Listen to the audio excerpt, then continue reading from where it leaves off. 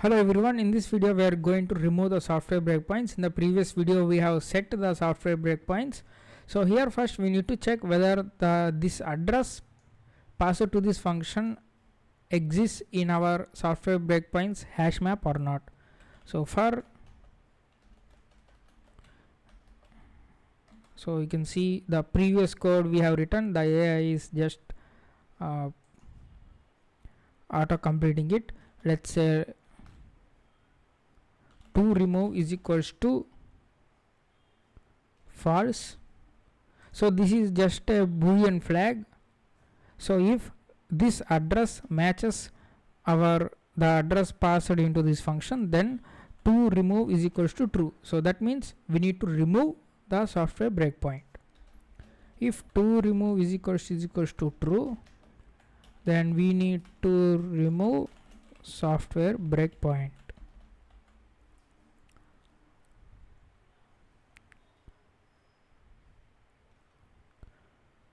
So just like in the previous function, we can copy this code virtual protect text to change the memory protections to page read write and paste here.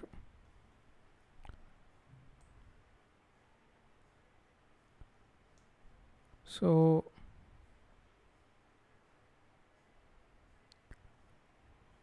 at this address we are changing again the memory protections to page read write, and we can copy the same content, and now just change remove this and old protect.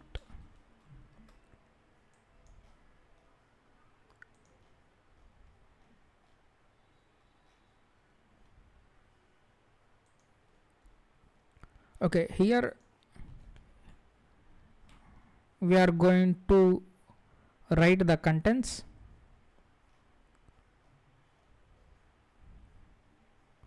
We can just even copy the previous function, write process memory. So we have read the content into our buffer and placed it in the self.softwarebreakpoints.address hash map. So copy this, paste here, and at this address we are going to say self.softwarebreakpoints of address dot let's put this in buffer.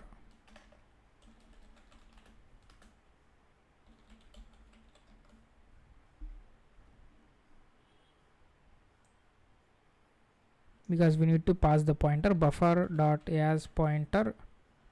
So now we are good to go. We have restored the break content at that address. Now we are going to modify the content of RIP register. So to get or set the register values, we need to use the functions get thread context and set thread context functions.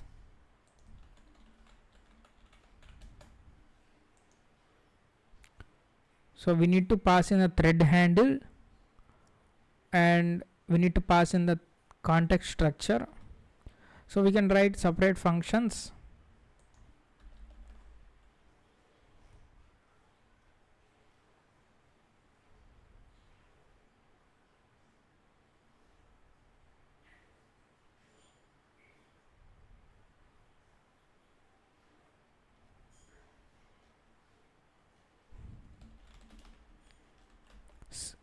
Get thread context. We can write set thread context first. We can pass in the thread ID.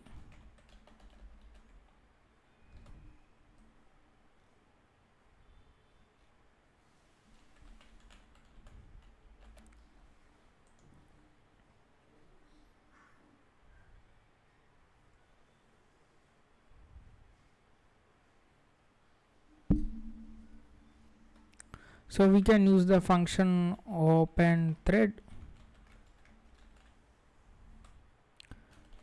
all access, inherit handle 0 and the thread ID.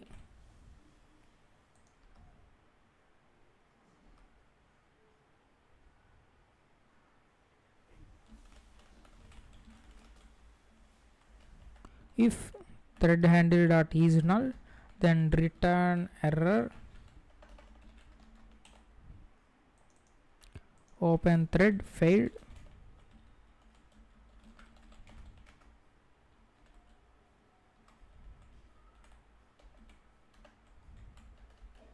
Otherwise we are going to we can also say context. So we are taking another parameter, the reference to the context structure. We can pass the contents of this.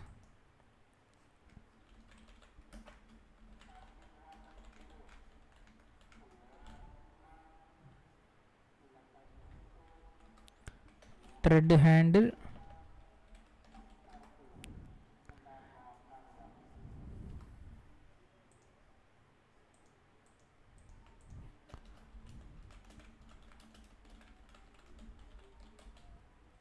so we are cloning this context, so we can pass here.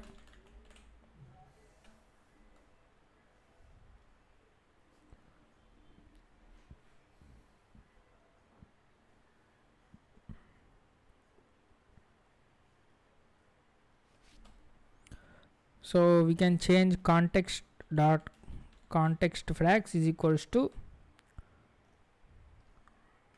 context all, I guess. Yes. So what this does is it will set all the flags inside, all the values inside this context member.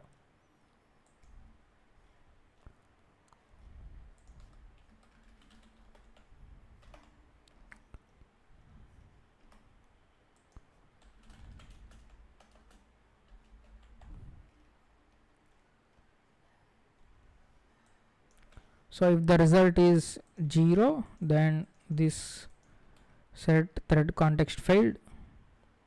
Now we can return this.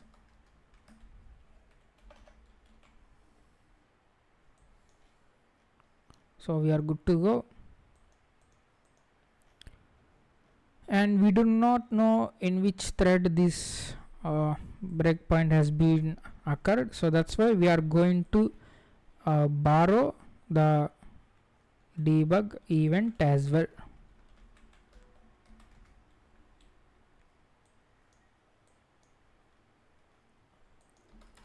So now we can say self.set thread context debug event dot thread ID and the context, and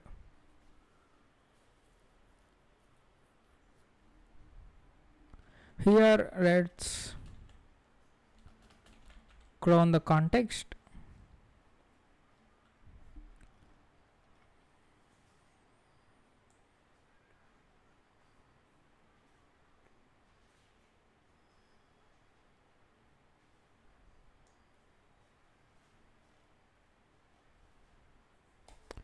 Okay, let's write another function. Obviously we need to get the thread context.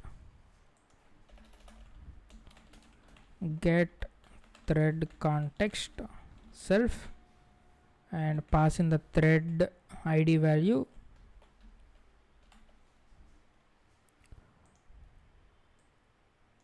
We can copy the same content. We are opening the thread, and if it fails, we are returning an error. And get thread context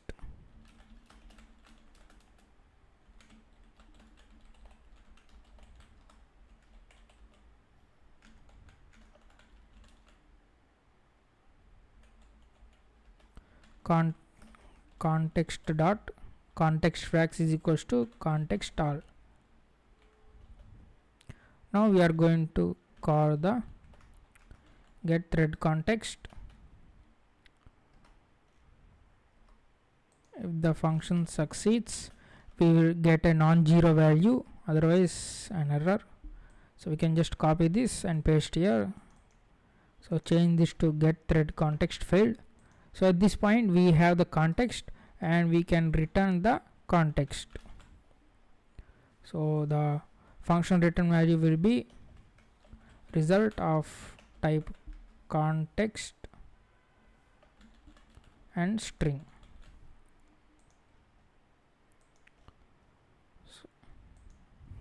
So let context is equals to self dot get thread context and pass in the thread value dot unwrap,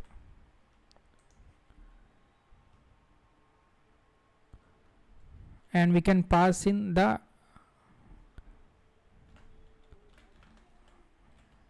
ampersand context here.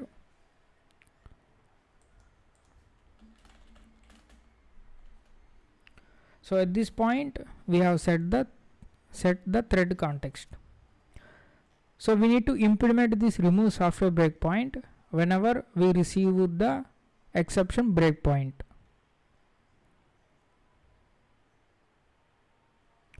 Okay, handle debug event. If it is exception breakpoint, and now we are going to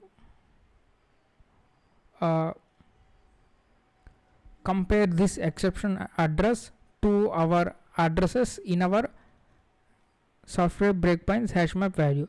So here we can see the exception address is 182A3C0. Whenever it has been occurred, then that means our software breakpoint has been hit. So for again address comma byte value in self dot software breakpoints dot iter. So that means if address is equals to exception address, so that means our this exception breakpoint belongs to our software breakpoint.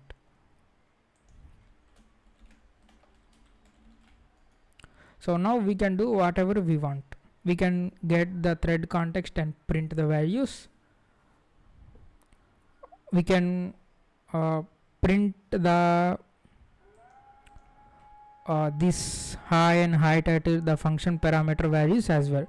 So on the 64-bit architecture, the first parameter is stored in RCX, and the next one is RDX, and the next one is R8, and the next one is R9, and then the stack.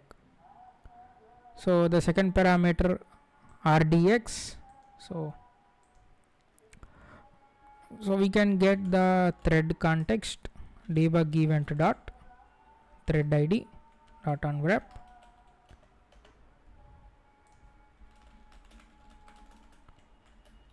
So we can print the values of RIP register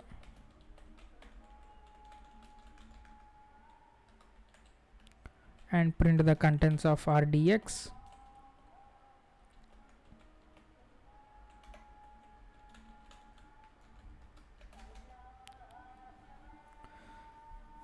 We can also retrieve the contents at this RDX because we know the message box a function is ASCII bytes. So ASCII string, we can read the bytes at this address and print the string. So we can do that later.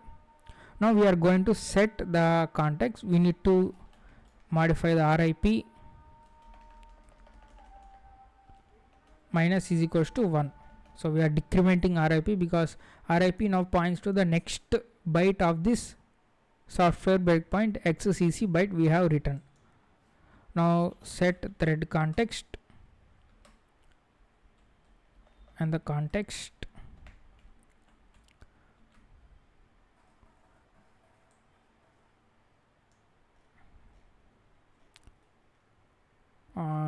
remove breakpoint.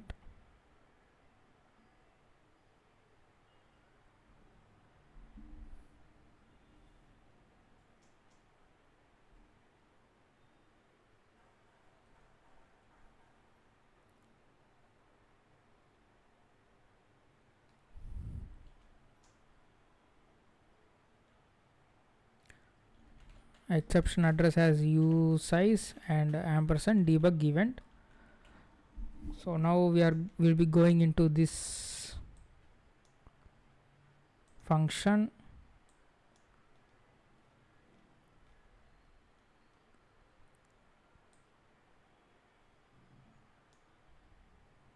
Actually what we can do is we can comment out this. We can actually set the thread context here itself.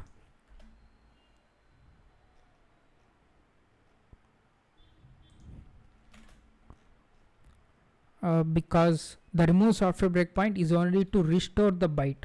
So sorry for the self.set thread context of. So we are good to go. So we are setting the thread context and we are removing the software breakpoint.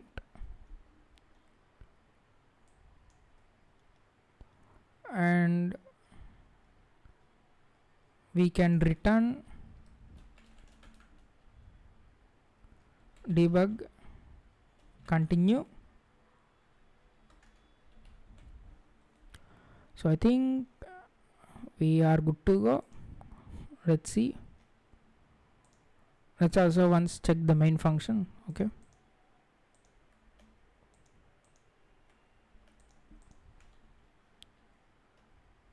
So now we can see we got the message box successfully. We can see the RIP at this 1A, 2A, 3C1. You can also see the message box address is at 1A, 2A, 3C0. So that's why we have decremented the RIP value, because the first byte has been replaced with XCC. So I think it's a timeout error.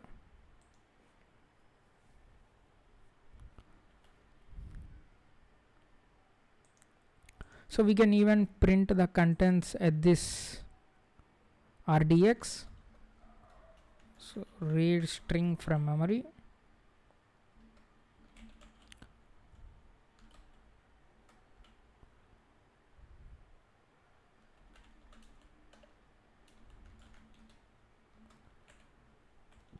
So I have written a helper function to just parse the bytes and read that as a string. So let content is equals to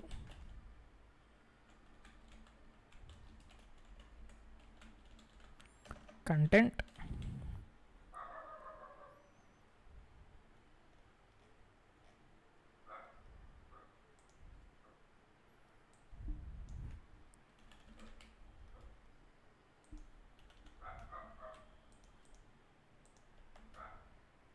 sorry, my bad.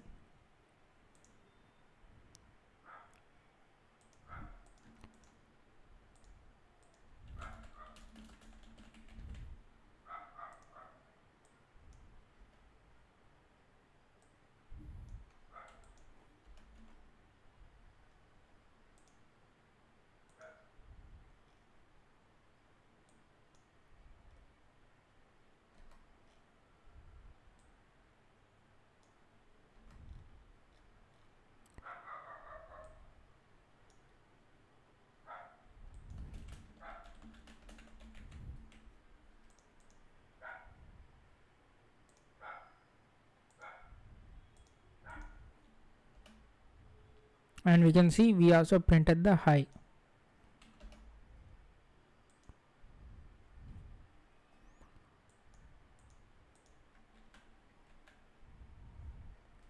So we can see the thread exit and the process exit. Now here you can see the content has been printed high. We can also change the content to something like malicious, hacked or something. So in this video we have learned how to remove the breakpoints. In the next video we will be seeing the hardware breakpoints, which are better than software breakpoints, because in hardware breakpoints we do not mess with the memory. So that's all for this video.